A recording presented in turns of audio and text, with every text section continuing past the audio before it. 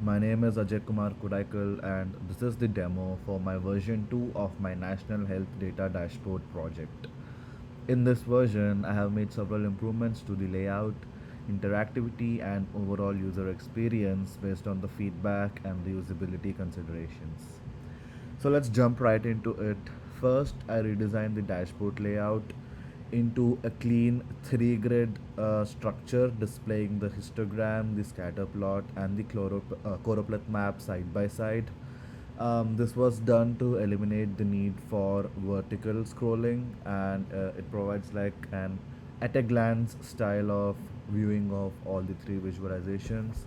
So if we compare to the previous version, the map was on the bottom, and the user had to like scroll a bit to see the data. So I've changed it to a three grid layout. Moving on, at the top, users can choose which attribute to explore using the drop down menus like this. Um, the default attributes I selected was poverty percentage, which is used for both the histogram and the x-axis of the scatter plot, as we can see, and the y-axis for the scatter plot can also be selected independently.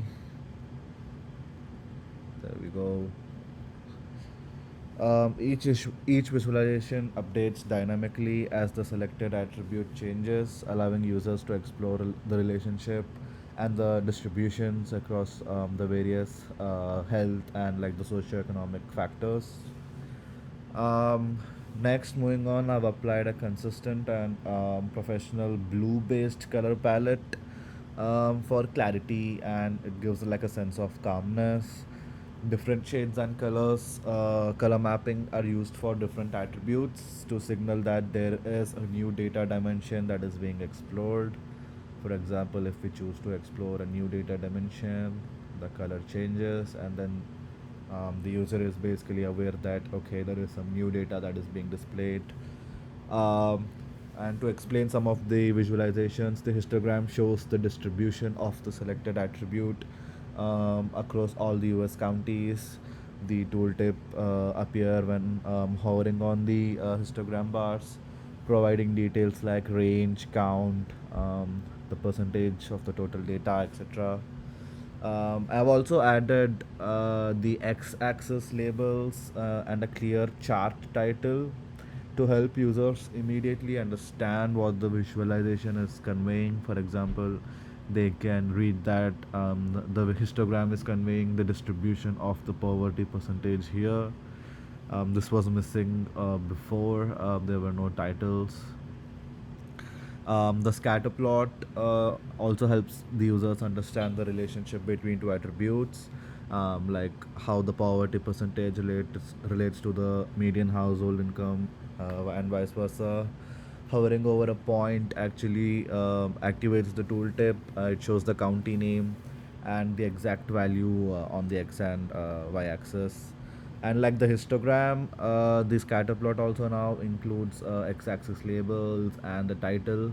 So there's a clear title which says what are the attributes that are being compared. So yeah, that's good. And moving on to the choropleth map updates, the map visualizes county level data with a color scale. I've improved the color scale a bit to exclude like invalid or like placeholder values like -1. We can see that it is not being handled in the color legend as well, so it starts from 3 compared to like -1 before. um, Counties with no data are shown in light gray for clarity. So the light gray ones are representing the counties with no data. You can also enable tooltips on the map to view the exact county values. So it is enabled by default. Later, we can like disable it, and now there are low titles.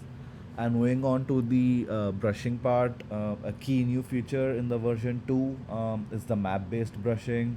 Instead of brushing in a separate scatter plot area, as we can see, we had this brush area before.